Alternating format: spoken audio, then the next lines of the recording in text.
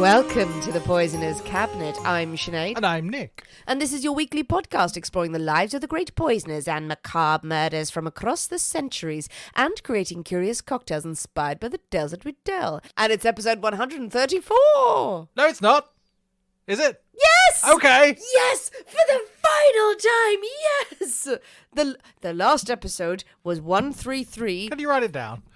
Shall I hold it up on a big board? Yes, I think that's required. Nick has just lost his mind in terms of what episode this is. And then when he loses his mind, I doubt myself. You go, are you sure? And I go, no, I doubt everything I've ever known. Are you sure you're blonde? No, I don't think I am. Wait, a mirror. That will tell me. How are you, Nick? Oh, apparently mad. Apart from that, okay. Okay, it's all right. We've got our little pre-recording glass of wine. It's reached the winey season, I feel. It is the time for fire and wine. For a nice glass of wine. Which especially with my emergency last minute. I haven't finished writing. Wine'll help. Wine does help. The second glass, the words are flowing. It's manna from heaven. Then you get to the third glass and you go, oh, yeah, this was a mistake. Those words are, They're not helpful words. It's never just a glass in the winter evenings, isn't it? It's a bottle. Wine goes off. Any more than an hour, and it's liable to explode. Yeah, it's got that thing on the label that you must consume within 3 hours. Yeah, probably it has agree. that. It's definitely on there somewhere. Biro on the bottom I've written on. Next to Nick's wine. I can use my label maker. Oh, not the label maker again. Squidging out the labels again. Nick's wine, no girls allowed. Yeah, no girls allowed. Batman. Good. Any poisonings this week? Well, as we established on Patreon, only self-inflicted poisonings. Oh dear. For those of you who are not on Patreon. Did Nick have a few bourbons at the weekend? Had a few too many bourbons at the weekend. You were still a delight. Nick delight. Yes, but then Nick was crying for 2 days after. Which was less delightful. After show party of the triumph that was the Parrot Theatre production of Macbeth, which I was in, Nick was in. We've been working on this very, very hard, so we've been exhausted for weeks, which meant there was a great after show party, and Nick turned up too because he built the crates. He was entitled to come. Absolutely. I thought I built some crates. I can go. After drinking the best part of a bottle of bourbon. Yeah. A lot of bourbon and a lot of other stuff. And Nick is a delightful drunk because he's just jolly and lovely. Very jolly. Yes, likes to have a sing song. Yeah, I forgot about that. Forgot about karaoke. Yeah, I can't imagine it was good. Oh no, it was great. None of us were in a fit I state think loud, to judge. very possibly good. No, That's the rule with karaoke. Loud is best. Yeah. Now we're of an age now where the drinking results in the 2-day hangover. Oh, it really does, especially that level of drinking. It's like, oh dear, I haven't done that for a long time. And I love these occasions because it's so rare that it's not me who's done something awful and drunk too much, and people went, "Ooh, did someone have a few ales last night?" And I've gone, I don't know what happened. So I said, I'm not going to drink for at least a week. And then I'm sitting here with a bottle of wine. Yeah. How have I got a liver left? The livers are a bust thing, and I think Yeah, yours is sponsored by Duracell, I can only assume. So that was my poisoning for the week. Well, speaking of poisoning ourselves with alcohol and being a delight at karaoke, I think it is time for us to thank our delicious Patreon subscribers. Yes, we should, and we have a great many this week. So we didn't do last week because we were timey-wimey things going on. What? It's all weird, timey-wimey, backwards and forwards, and all strange. We recorded in advance. Well, that's one way of putting it, yeah. I think that's a very boring way of putting it, really. Next time you want to say, we'd have to do something in advance, you go, we have to timey-wimey it's this. all weirdly, wibbly-wobbly, timey-wimey stuff going on. You'd make a great Doctor Who. No, I wouldn't, because I'd be like, oh no, I'm very lazy. I haven't. I mean, there's a lot of running around in Doctor Who. There is a lot of running around. I'm not so good with the running around. All the words as well. But you'd still be the Time Lord. On a big chair. With a fantastic hat. hat. With a fantastic hat and a big chair somewhere. I think we'd all watch that series. Yeah, absolutely. I mean, you're the Time Lord. You got a TARDIS. You must be able to get some sort of like a hover chair going on. I could do that. Where does the hover chair go? Does it just hover like 2 inches above the ground? Absolutely. I mean, it's not like a magical flying chair that goes around the place. No. It just like hovers about, bumbles around the place. Just nudges in to guess that you want to leave. Oh, you spilled your wine. Sign me up. I would watch this. If it was just a YouTube video of that for 6 hours. Yeah. So there we go. That's me as the 12th Doctor or whatever number it is. I don't know. Anyway, Patreon. Hello. Hello. Thank you very much for joining us. Ruin Bakes. Ruin Bakes, who are on TikTok. I must shout out. Ooh. They are a fantastic baker. I follow them on TikTok and they make the most amazing creations. So Ruin Bakes. Oh, are they local? I don't know how local they are, I actually. want cake now. No, all I see is cake. That's all I want to know about them. I don't want to pull away the curtain of the mystery of our relationship. Fair enough. Anyway, thank you to you. Mishiko. To Oleander Sandwich. To Jackie Spencer. Andrea Dawkins. To Beachy Keane. Kristen Lundgren. To Sasha Dane. Sorry, dramatic way of saying it. No, I like the name. Nate Riles. Amy Warrad. Makeup P. Kat Adair. Sarah Harvey. Natasha Imlay. And A.D. Tonsey. Oh. Thank you very much. There's a big old list of people there. And you're all bloody marvellous. Bumper list of Patreons. Thank you so much. We love you. We adore you. And also wonderful names. All of them wonderful names. The creative ones we like, but also some of you have very sexy names in there. Very good names. A lot of Bond villainess and Bond villain names in there. Yes, I like it. They seem dastardly. Excellent. And they're saucy. What do you want? Yes, we've had fun over on Patreon this week. Have we? We had. Well, we got a little serious. I'm not sure fun is the word I would use. No, it's through October we've had a lot of stuff on there, but yeah, no, this week we got a bit serious. We got a little bit serious about impossible miscarriage of justice. Yeah. Not too serious. Not that serious. Yeah. A little bit serious for us, which is not that serious. A little bit gruesome. Yes, if you want to know what the hell we're talking about, do feel free to join us on Patreon. It is completely flexible. You can join us for $5 a month for more weekly episodes, or for $15 a month, you get your weekly episodes and extra monthly episodes, extra bonus content. It's a lovely place. Come and join us. Well, Nick, are you ready? Probably. To drink cocktails and talk about poison? I don't know if I'm ever ready to drink cocktails at the moment. Just the thought of it is making me slightly nervous. Oh, really? Is this the first week where you're like, I'm reluctant? I say that with a glass of wine in hand. Or you know what, Nick? We could just drink some poison and talk about cocktails. Could we? Just for once? Okay. And then there will be questions. I sense from the police. Okay. To me, to avoid a jail sentence, shall we go with the first one? Okay. Hey, yay. Fine. I've got to start somewhere. Hooray, hooray, hooray. It is Nick's story this week, but we can't possibly have a story without a cocktail in hand. As you know, dear listeners, every week we choose a secret ingredient that is inspired by the tale that we tell, and it will flavour our cocktail of the week. And the secret ingredient this week is, Nick? Is some lovely, lovely chocolate bonbons. Bonbons? Yes. Oh, a bonbon? Yeah. How bon? Oh, quite. How bonny? How lovely. Yes. Now, chocolate bonbons. You were very specific about this. And I noticed someone else on the social did say, you've already done chocolate. Also, you, shut up. Yeah, there is that. Stop pointing out things we know. But then also, I think we did chocolate back in the day when we were like, oh, we will never get to like crazy numbers. Chocolate is fine. But as we go on, you notice how very incredibly specific we're getting with ingredients. Yes. So we can, it's not just rum. It's like 3-year-old white rum, 2.5-year-old rum. So it's just like we can stretch this shit out a bit. Exactly. And So, the chocolates that we chocolate did bonbons. was way back. That's a long time ago. With Christiana Edmonds, the famous case, brilliant case. And there were specific kinds of chocolate, though, that she had, that she dealt out to people. We've had coffee and chocolate together at last. Yeah. Because of a drink that was made. But chocolate bonbons, I think, is fine. Chocolate bonbons, very, very specific use of chocolate. Candy chocolate. And also, who can argue with chocolate? Well, this is true. Everyone else has been saying, chocolate, great. We don't care. We don't care if you've done it before. Yep. Everyone get your big bars of dairy milk out, or your Hershey's, or your Reese's Pieces. I don't know what happens. So yesterday, when we were recording the Patreon episode, after that, I did manage to eat an entire box of Cadbury's Fingers. Oh, that's good going. Yeah, which is good going, and also slightly vomit-inducing. But tasty. But tasty. It was like, I've eaten too many chocolate fingers.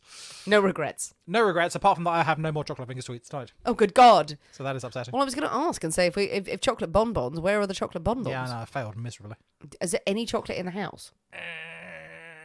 Probably not. I'm not okay with this, Nick. No, I can see I was that. promised chocolate. No, you weren't. Don't lie. So with chocolate bonbons as your ingredient, inspiration, what have you come up with? Well, a nice chocolatey cocktail. Yay! So, but something different. Okay. I thought, I like my spirit forward. Which is probably do. unwise. Probably unwise after the weekend. But I'm going for something. We're having a chocolate Sazerac.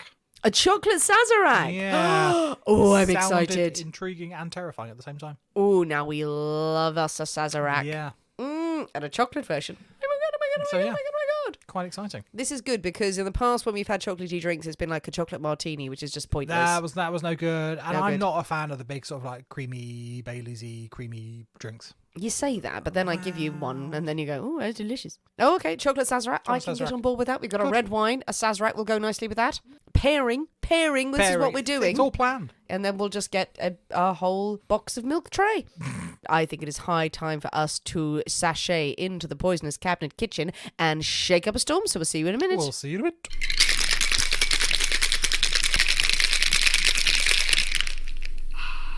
And we're back. Hello. And we've got ourselves a chocolate Sazerac. Yes, we do. It doesn't look chocolatey, Does it not look chocolatey enough for you? but that's probably a good thing. How would you expect it to look chocolatey? I don't With know. a big, like, Just a big whole dairy milk in there, donut, yeah. a Kit Kat hanging out the side or something. Yeah, that'd be awesome, yeah. And then you stir it with a Kit Kat finger. Nice. Yeah. And then you do the Twix trick with it. Did you ever do the Twix thing? Have With you ever tea. drunk a cup of tea with the Twix? Oh, yeah, you bite off the ends, Yeah, and then there's you a straw. suck the tea through the Twix. I wonder if that will work with a Sazerac.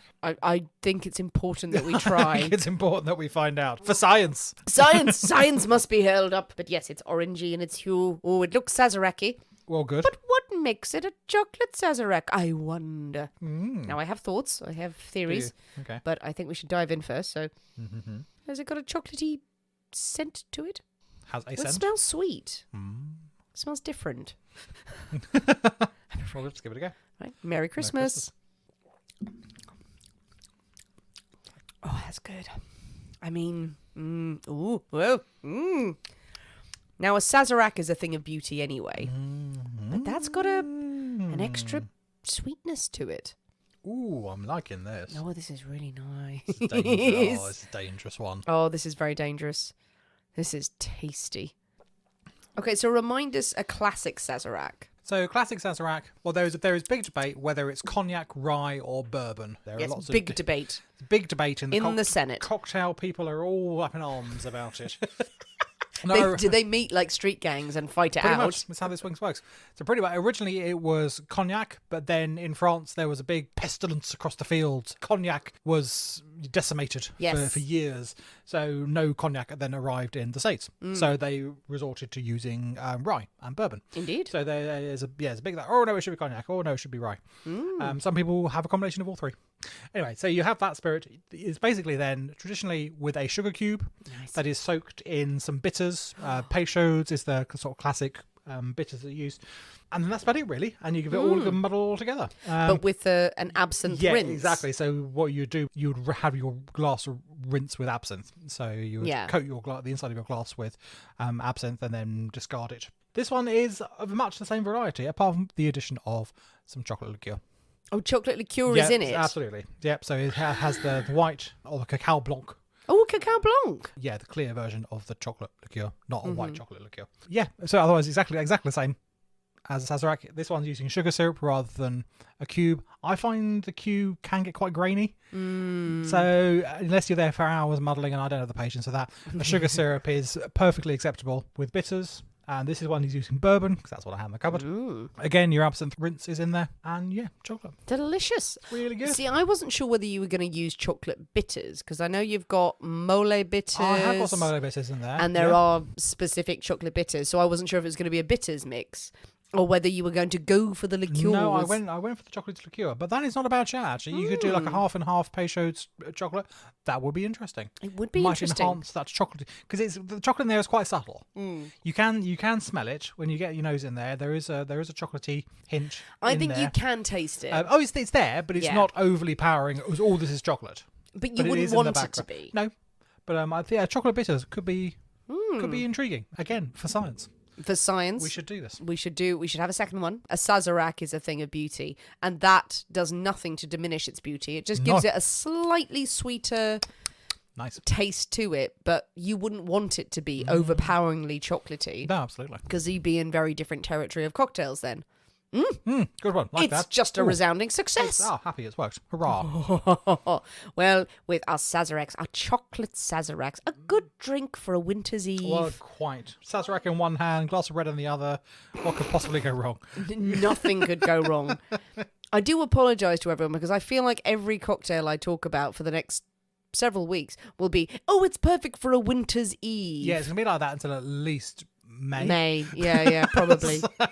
Because I get sick of the weather and I go, there's got to be something that's going to pull me out of my seasonal depression. It's drinking. Yep, drinking and a warming drink on the sofa with me little blanket. Nice. Yes. How desperately civilised. How could anyone be unhappy?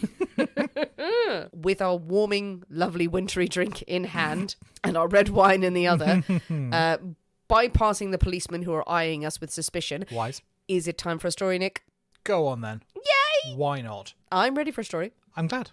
You seem poised. I'm poised. Right. At the end of my seat. Excellent. Quite aroused. Let's go.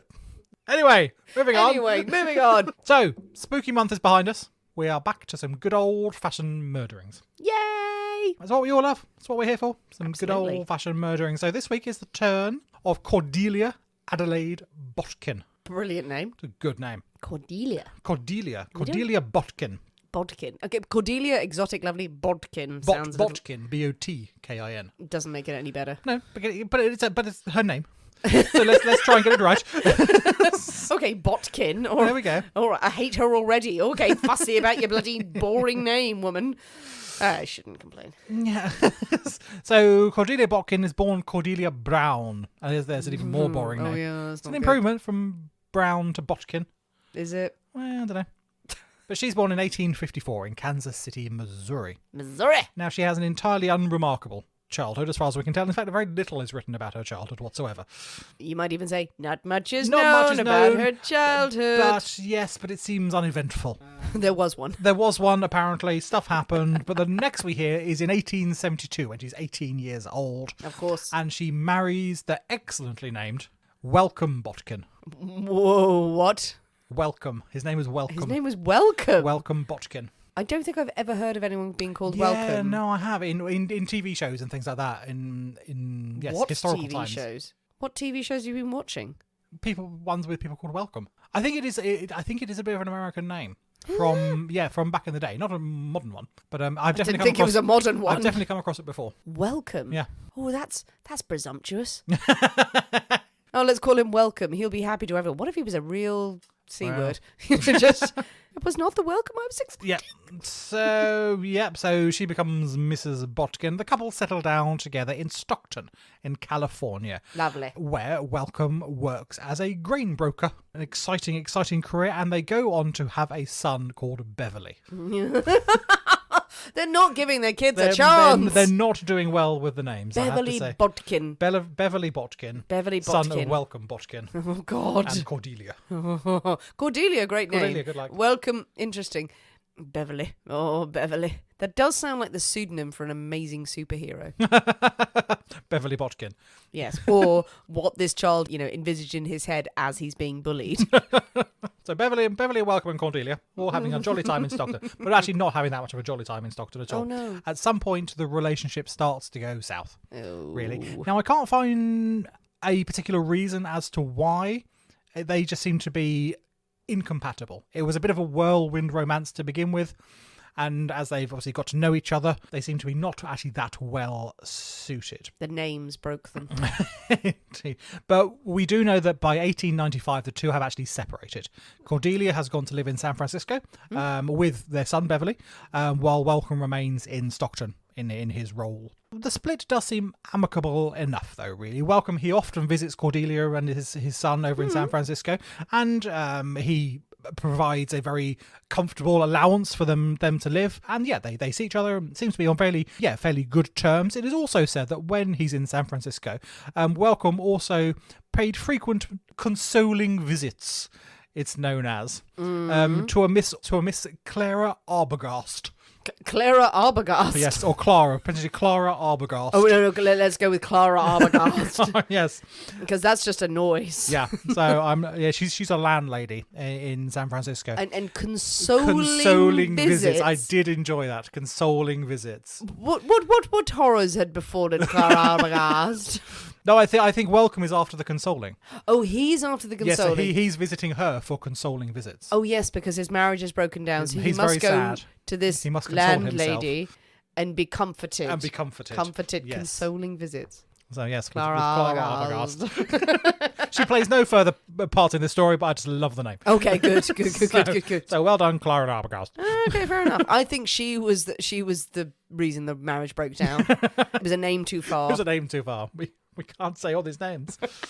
Now, Cordelia is now in her early 40s, and she is living a very comfortable life in the city with her 20-year-old son, Beverly, who is described as a plump, dissolute fellow. Oh, what? You know, Oh, which is not the best description of plump and dissolute. dissolute. So dissolute being... Being sort of a deviant, Oh, being debauched. oh, really? Yes, absolutely. didn't know what that yes, meant, a actually. very not a nice chap, but a very immoral sort of Like a rogue. rogue. Yes, yeah, debauched, deviant, Cad. immoral, cad, those sorts of things, And a plump one at and that. a plump one at that. Okay. Yeah, He's eaten and lived well. yeah, absolutely. He's having a jolly time by the sounds of It it. does sound like he's having fun. Now, we don't know if his sort of immoral ways have been learned from his mother, Cordelia, but it is certainly later said What? that she is a woman of loose morals. Right. She is something of a character. She enjoys a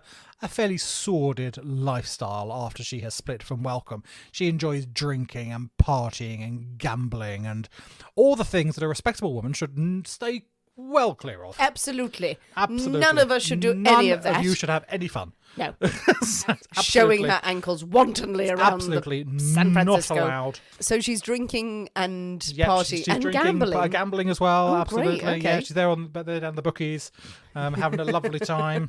Probably teaching her son her wicked ways in the gambling and the drinking. Really? Really? Well, who can say? You don't tend to do that and go, come along, children, let me teach you in the ways of debauchery. It's more like, I'm going out so I don't have to look after you. Well, he's in his 20s now. the Exactly. son, so. And he's- he's plump yes, and so dissolute. get out and find your own place, because Yes. I've got my own debauching to be doing. What's he doing? Well, indeed. I mean, one can imagine potentially visiting prostitutes, this sort of thing. I very much thought that would be the case. Absolutely. Disgraceful behaviour, though. Oh, disgraceful. Behaviour. Now, so Cordelia is someone who absolutely does not lack for confidence.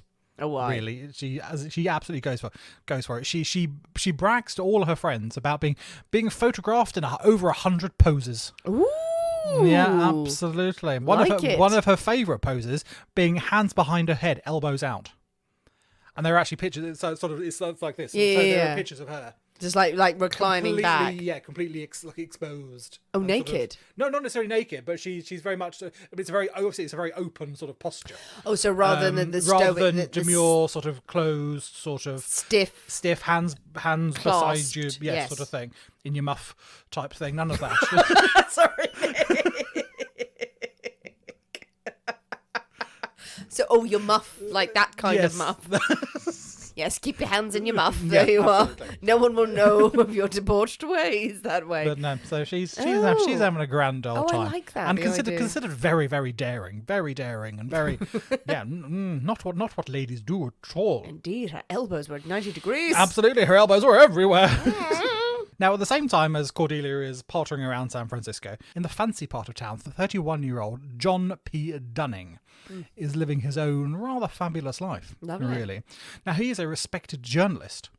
He has made quite a name for himself. In 1889, he had been stationed in Samoa. So Okay. a few years prior, he had been in Samoa. And the island had become a bone of contention, really, between America, Britain and Germany about who was going to be the next monarch of the island. Presumably there was some sort of port that these three powers were vying to get control of. And it looked like it was going to escalate into a full-blown confrontation between these three powers.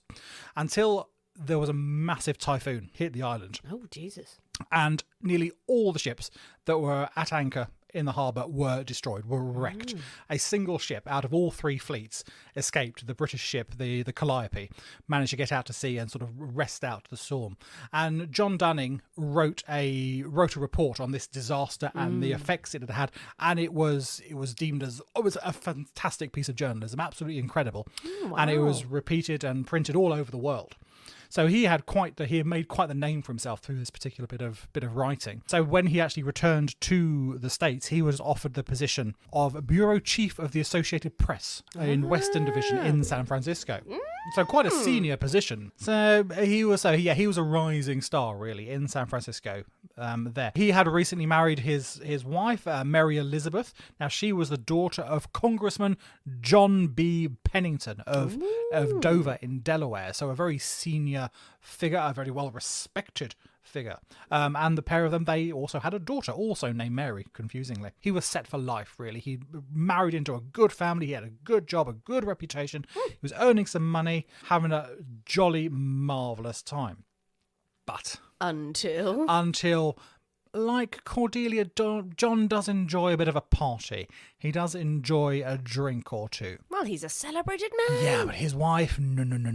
Oh, no. None of that. She is the daughter of a fanatically religious congressman. She's a pious woman. She's a pious woman, absolutely. Alcohol is the devil's drink. None of that. I quite agree. Yes, and she frequently berates her husband for his drinking and his gambling. Not at all acceptable in a Christian household. None of this. Stop it. You see, you've got a nice marriage of convenience. Something that's very nice. It's a wonderful match. Good family, good career. Everything is perfect. But what about the love? What about the love? And the shared interests in drinking and gambling. Drinking and gambling. They just weren't there. They just weren't there. Yeah. I mean, that's the first thing that you say. Yeah. There's actually a story about the congressman. He comes to visit them in San Francisco. He lasts about 2 days before he has to leave because the city is just like, no.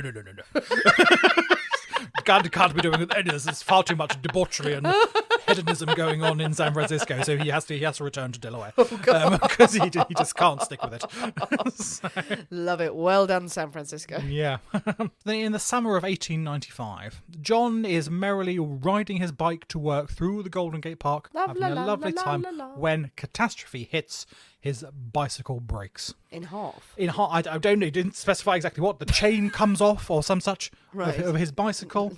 And so he's there. He starts kneeling down, fixing his bike so he can continue on his way. Mm-hmm. And then he notices a woman sitting on a bench just nearby. She's out enjoying the morning sun, having a lovely, lovely time. Mm-hmm. Which is, of course, Cordelia Botkin. Of course. Now, as he works on his bike, the two strike up a conversation. She's sitting with her hands behind her head Very and possibly, elbows out. Completely out. Absolutely. Yoga positions on that bench.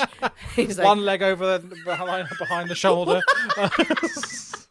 all of the limbs. All the limbs are out. But he's just hitting the bicycle with a spanner going, oh, I can't fix it. Excuse me, madam. So they strike up this conversation. And although she is actually 10 years his senior, John finds himself entirely captivated by this woman, entirely drawn in. Also, her age shouldn't make a difference, Nick. No, it shouldn't. No. But at these times it did. He didn't ask her a bloody age, did he? Right then and there. He did.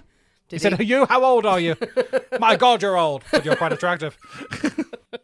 That's what he said. I'm thinking at the time he's like, I don't care how old you are. I don't care. You seem hot. You seem hot. Exactly. I mean, he was attracted. Her confidence, her sensuality. I mean, she doesn't really care what people think. Yeah. She doesn't give a shit what's going on. And John is smitten. John comes from this world where everyone has to do the right thing and it's very boring. Oh yeah, you've got a very pious wife at home. Very pious wife, absolutely. You can't go anywhere fun or do the fun things. If you must only have sex once to procreate. Yeah, now Cordelia is entirely different. Oh. She is... Fuck it, let's give it a go. see all his home dinners are beige. She eats nothing but multicolours. Yeah. But Cordelia becomes equally besotted with John. He is an attractive, dashing younger man. Yeah, he is very well-to-do, respected and slightly famous-ish. But he's got this nagging wife and daughter at home. She can rescue him. She is his way out to a life of partying and jolly times. True dat. And he is her way to a bit of a fortune, a bit of money. It's a perfect match, really. The two of them could be so desperately happy together. Of course they could. Yep, absolutely. And they meet more and more frequently over the next few weeks. The strength of their feelings begins to grow even more. Cordelia... In the same park? Oh, who knows? The same park. In the same bush. Some of the clubs and bars that Cordelia knows that she's taken John to. This exciting sort of underbelly of San Francisco that he's probably not really been exposed to that much. It's all very dangerous and exciting. Cordelia introduces John to her lifestyle of the drinking, the partying, the gambling, all the places that he really wanted to go, but he couldn't because of his position. And it wasn't the correct thing to do. Now he can with her. He just doesn't care anymore. They start a passionate love affair that lasts for over 3 years. Okay. It's a lengthy thing. They are entirely seemingly besotted with each other. Yeah. John is frequently seen coming and going at all hours from the Victoria Hotel, where Cordelia has rooms, fairly down and out hotel. Everyone knows what's happening. Everyone in the area knows what's happening. They've seen John coming and going. No one really cares. Who gives a fuck? However, back in the posh part of town, John's wife Mary, she is less sanguine about the whole thing. She is less free and forgiving of John's indiscretions. Well, yes, she'd be praying day and night. And also, she's entirely humiliated. He's not made a subtle thing. This has not gone unnoticed by many people. They've not tried to keep it secret. It is out there. Everyone knows. And yeah, she is humiliated by her husband's goings on. Not only is he having an affair, but it's with someone like Cordelia. I mean, for heaven's sake, if you're going to do it, at least do it with someone posh. Sort of thing. If it was with someone posh, they probably wouldn't talk about it as much. Yeah, absolutely. Or if it was just a lowly prostitute, they probably would go, men will have their urges. Men will have their ways, absolutely. But this woman of ill repute. Absolutely. It's a dreadful thing. Then in early 1898, things start to go wrong for John at work. Okay. He becomes under suspicion of theft. Oh, John. Of potentially embezzling money from the Associated Press. Oh, no. And it turns out he's actually taken over $4,000 from the company to pay off his gambling debts. Oh, John. And he is discovered, and obviously he loses his job instantly that it comes out. Falling from grace. Yeah, majorly falling from grace. Now he's lost his job. Everyone knows why he's lost his job. He's also having this very unsecret affair. His reputation is pretty much fucked by this point. Yeah. He is applying for jobs wherever he can, and everyone is just like, nope, he doesn't even get in the door. You've got no credibility behind you absolutely. other than a few good articles. Yeah. You may be a great artist, but that ain't going to fly. That ain't going to fit in business. That ain't generally going to fly, really. You've got to be reliable and honest and not steal $4,000 from your employer, which is a huge amount of money in the 1898 or whatever. $4,000 is a terrible amount of money. Does not show well for his character. Yeah, indeed. He finds it impossible to find new employment. And this is the last straw for Mary Elizabeth. She goes, nah, you're having an affair. I could probably just about live with that. But now, no. You've been fired. You've lost your job. I've lost my home because you cannot afford to keep the house up. She says, fuck this, I'm out. And so she takes her daughter and they go back to their parents in Delaware. Go back to the congressman. Now, Cordelia, he hears the news that Mary is gone and she is delighted. Over the moon, got John all to herself now. It's fucking fantastic. So much so that John actually moves into the hotel. He leaves at where Cordelia is staying. He doesn't really have a choice. Well, no, he doesn't really have a choice, absolutely. So John is no longer able to afford his fancy address. And he is now living off Cordelia's money. The money that Cordelia's husband, Welcome, is still providing. Yeah. John is now living off that money with Cordelia. But that's not enough for two people. No, well, exactly. And it starts really stretching things between them. Whereas before, they had John's money. They could go out, they can party, they can go do whatever they want. And he would have had access to his wife's fortune as well. Exactly. So there was no worry about rent or anything like that. Exactly. Now they are living off three of them, because the son's still there as well. Beverly's still around as well. So Beverly's sitting in the corner fanning himself. Three of them are living off this sort of allowance that Welcome is providing. And it's not enough. They cannot maintain this lifestyle that they sort of become accustomed to. And it's not happening anymore. Now they've actually got to get down on with life. And that's generally less fun. Really. So things start to fray. It's not all happiness and jolly and shagging all the time now. It isn't? No, unfortunately not. They've actually got to get on with surviving. John really starts to regret his actions. I mean, Yeah. it's all well and good to be, well, it's not well and good. You're thinking like, oh my God, this hot woman and she's like taking me out to all the clubs and the bars and we're flush with cash. Oh, this is lovely. The green side of the grass, isn't it? Absolutely. Everything is perfect. Everything is lovely. There's no trials or tribulations. Suddenly, you're on the brink of divorce. You've been fired and you're living in a hotel room with your mistress and her son. Who is also seemingly a pervert, according to everything, and he's just sitting in the corner going, yeah, shag. Probably the shine is coming off. The shine is well and truly off, I think, of all this. And the son now, he's just got a bucket of chicken in the corner, just like, yeah, I'm a mama's boy. That's really disturbing. Well, they all said that he was plump and dissolute. What was it? Dissolute, not desolate. I think they all would be desolate at the time. Indeed. Eventually, John, he's had enough of this new life. This fancy life. Exciting life that he was going to lead it turns out not to be for him at all. Oh, you and bastard. he jumps at the chance. The Associated Press actually come back to him and say, we will hire you as a correspondent to cover the Spanish-American War that was going on in Cuba. Send you out there to report. If things go okay, we might consider a bit of a long-term thing, but we'll try this out because they know he is a good journalist. So he goes, yeah, all right, I'll do it. Fair enough. Whatever. Fair enough. Send me to a war zone. It's fine. I'm going. Cordelia is distraught when he tells her he's leaving. Initially, because he's going to conflict. There's a chance that he is going to get seriously injured in this, and she's pleads with him not to go. Her impassioned pleading then turns into something of a more of a furious rage when he then reveals that, and I'm not coming back. When I'm back, I'm going to Delaware. I'm going to make things up with my wife and I'm going to see my daughter. I am never going to see you again. And that does not go down too well with Cordelia. Yeah. And that's probably time for a drink. I think that's time for another drink. Yeah. Well, Nick, lovers have been divided. We have John, who wants to go back and make it right with his wife. Wants to go and make things up. Incredibly wealthy wife. And there's a daughter there somewhere. There's a daughter in there as well. Somewhere in the background whose name we don't know. Mary. She's there. Her name is Mary. The same as Mary. Same as her mother. Oh, yeah, that's the only reason that survived, isn't Mary it? Elizabeth and Mary Mary Jr. something. There's a kid. But then, oh no, Cordelia is in the hotel with her weird son. Yeah, but Cordelia's not happy about any of this. No. She had a life planned out, didn't she, with this young man? Exactly, and she is not one to give up without a fight. She's not going to give up easily.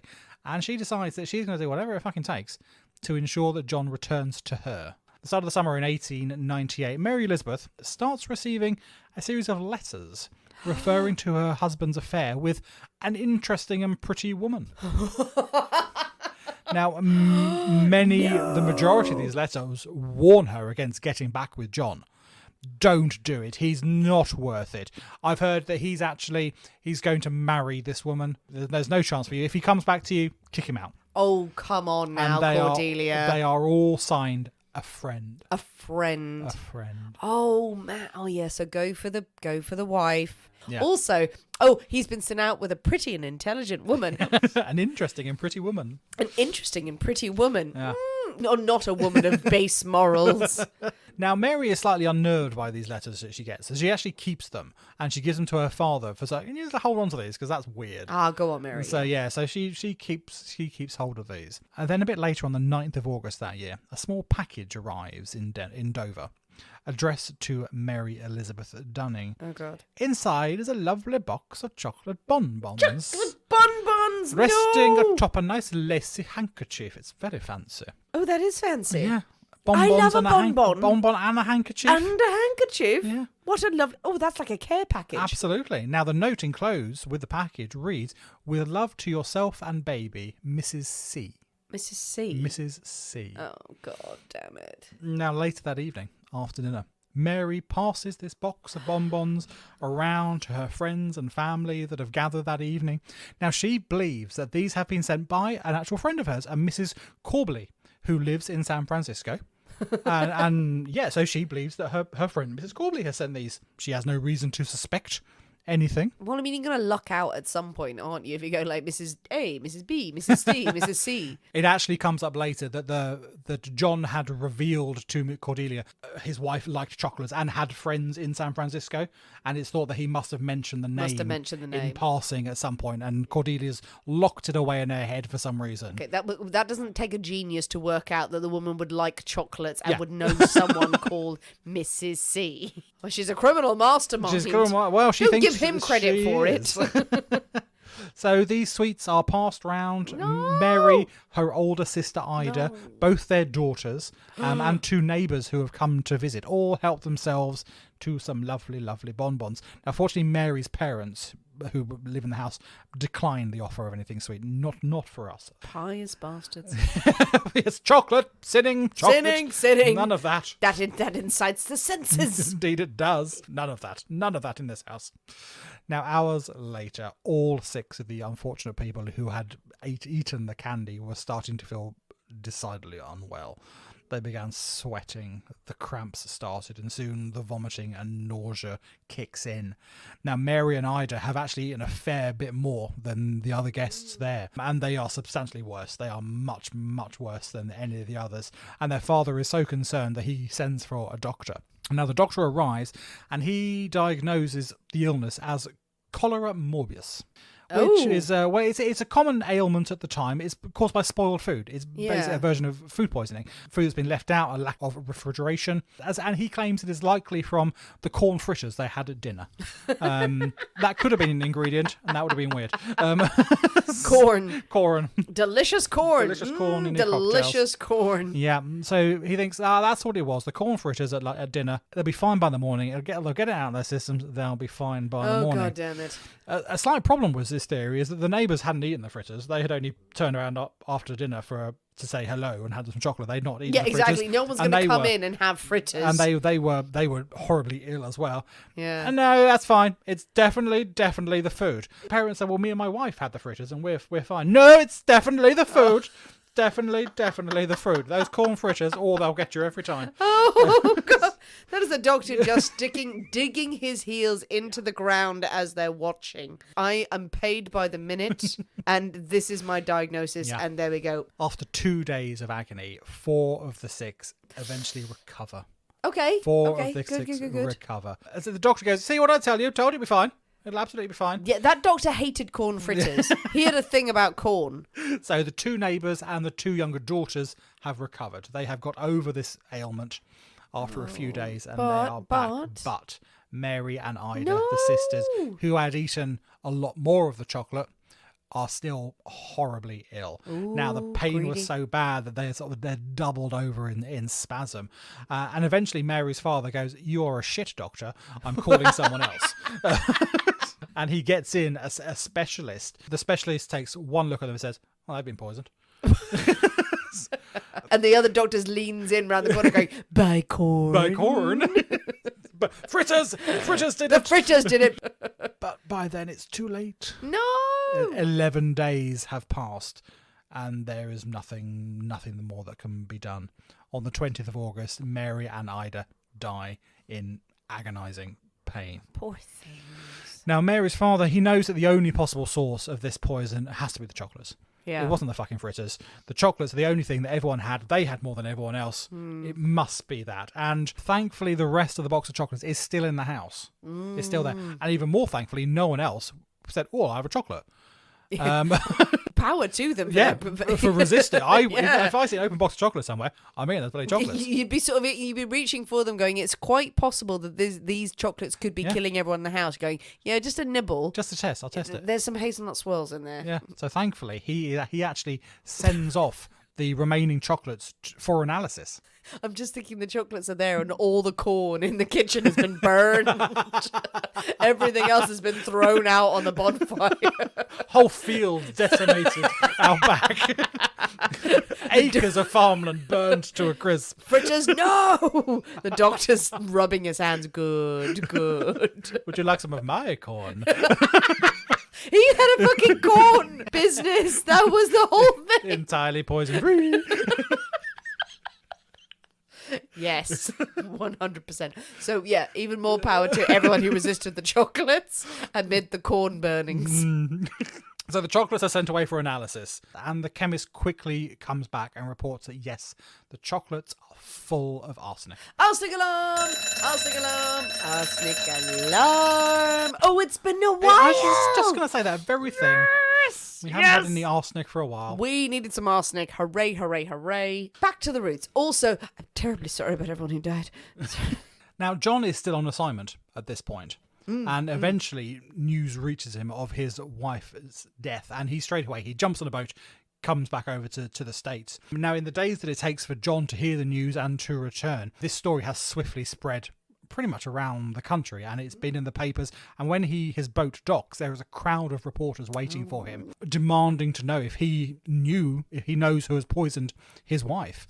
Now he's going, no, I just fucking got here. I've been corresponding on a war for the past God knows how long. So he goes straight to his father-in-law's place in Delaware, and straight away he is shown these letters and the note that came with the chocolates.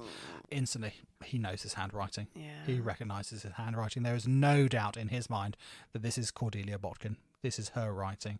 He breaks down and tells his father-in-law everything, all the details of the affair, what's been happening. He reveals the lot, as well as all his attempts to break things off at the end and her rather dramatic reaction. The father-in-law, it tells the Dover police, and they inform the San Francisco authorities, you have to track down Cordelia Botkin.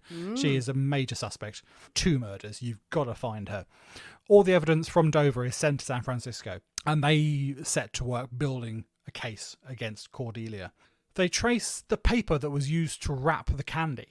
Back to George Haas Confectionery, where the clerk in the shop there recalls selling the chocolate bonbons to a woman fitting Cordelia's description. Nice. The price tag on the handkerchief leads directly to the City of Paris department store. Very fancy. And there, again, a clerk remembers selling this handkerchief to a woman who fits Cordelia's description.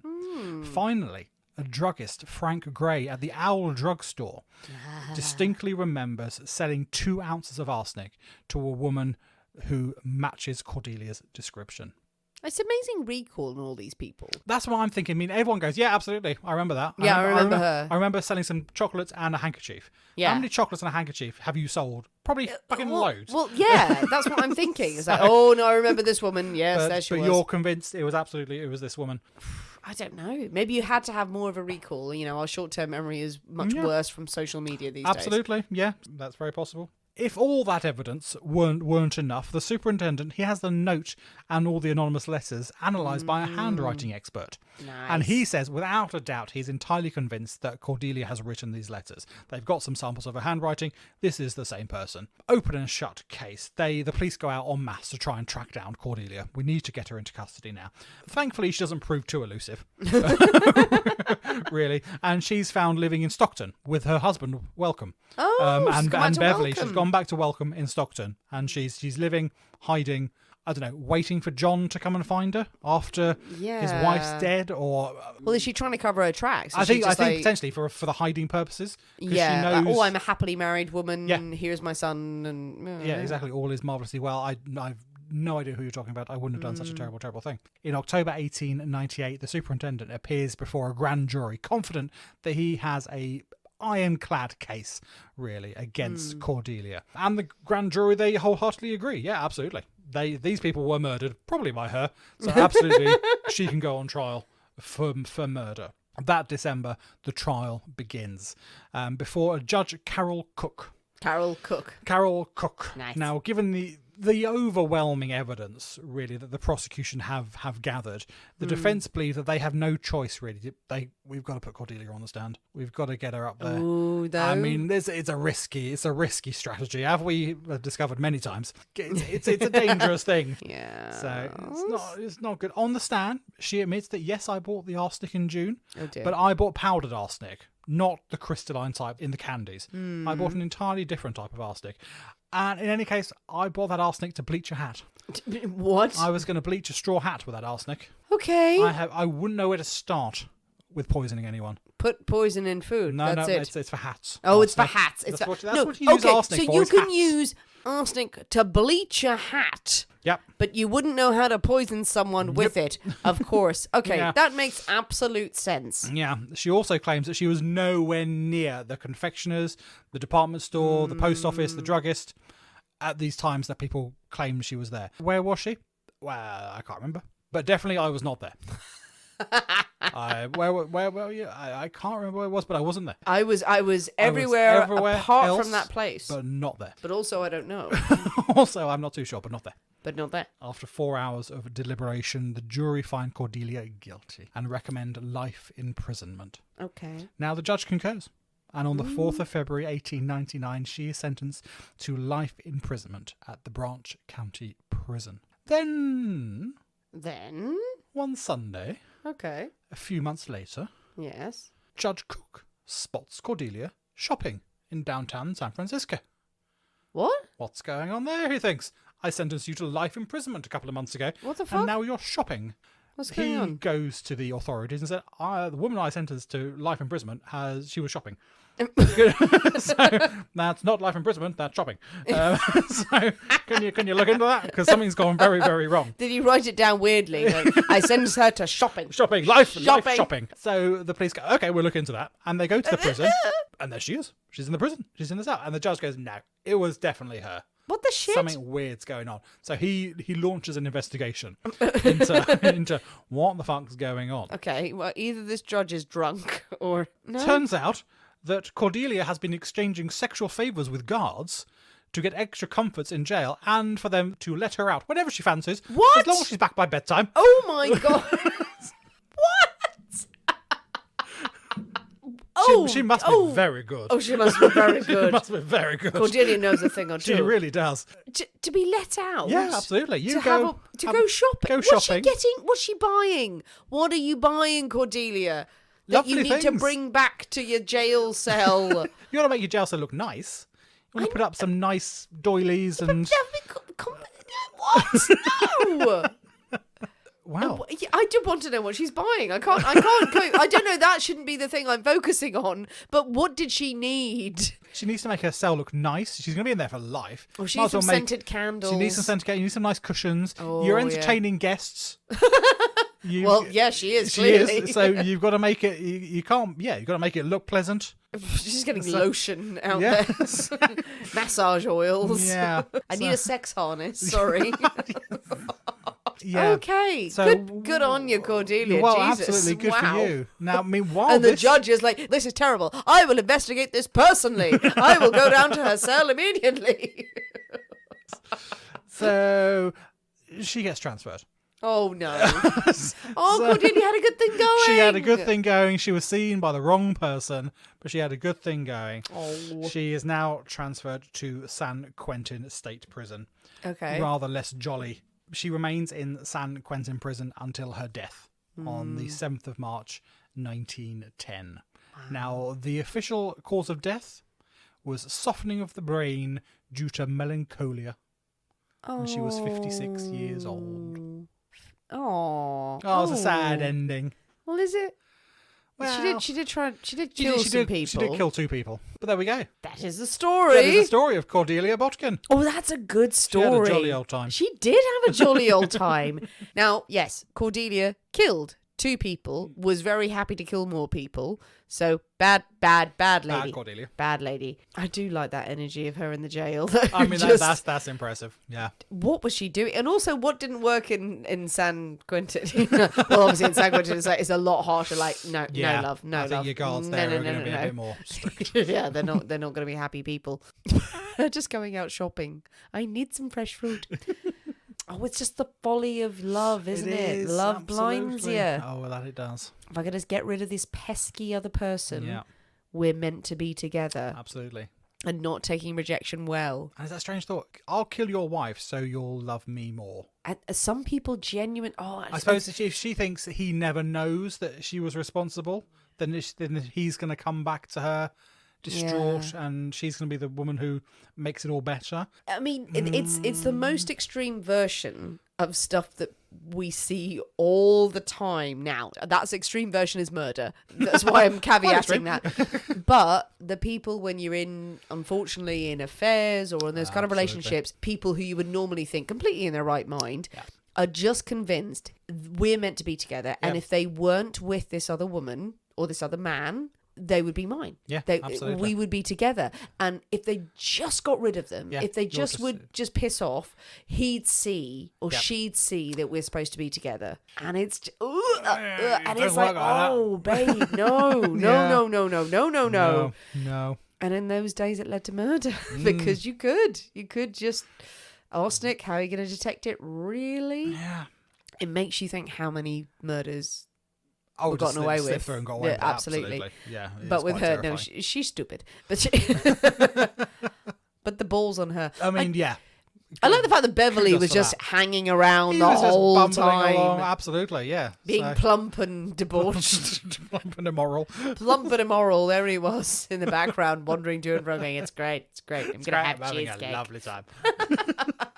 Well, what do you think, people? What do you think of Cordelia's story? What do you think about all the fabulously named people in this tale? It's a thinker again. It's a love story gone wrong. Yeah, very much so. I don't know if it's much of a thinker. No. I don't think it's a thinker. It's like what she did. I think she definitely killed people. A thinker more in the sense of, how is love the greatest poison of them all? No, yeah, I'll give you that. Not love, lust. Lust. Is lust the greatest poison of them all? Obsession is just the desire to have what you want all the time. Greed. Is that the greatest poison of them all? Tell us what you think of this one. How much responsibility should the men in this story bear or the other players in the tale? Jump on the comments of wherever you listen to this podcast and tell us what you think. Let's start a debate on social media. Let's all talk about it. But most importantly, if you're going to start a debate, you're going to need a drink in your hand. Yeah, you're going to need a chocolate Sazerac. Oh my God, you're going to need one of these. Yep, definitely. It's just so good. It is nice. I'm really pleased with that. I'm pleased with it and also slightly afraid of it because I know I'll drink a lot of them. Because it's one that goes down incredibly smoothly. Yeah. And it's like, I could have another 4 though. It's a delight. And another reason to get, very importantly, the Cacao Blanc. Yep. Not white chocolate liqueur. No. Not chocolate liqueur. The clear chocolate liqueur. It sounds confusing, but that's why it's important. Well, I'll put a picture of the bottle. Yeah, do that. Yeah. But it is lovely because it works in everything. It's great. Get some, and it's not that expensive. Oh, it's a delight. Have that. Have a glass of red wine. Settle in for the winter. We're here with you. Absolutely. Please tag us in any of the cocktail pictures you are sharing, cocktails you are enjoying on your travels or at home. Send us more suggestions of stories that we can be covering into the winter months, and just send us your cozy, lovely wintry pictures because we like to see them. If you haven't already, please leave us a review on Apple iTunes. Thanks for listening, guys. We have been the people inside the Poisoner's Cabinet. We will see you next week.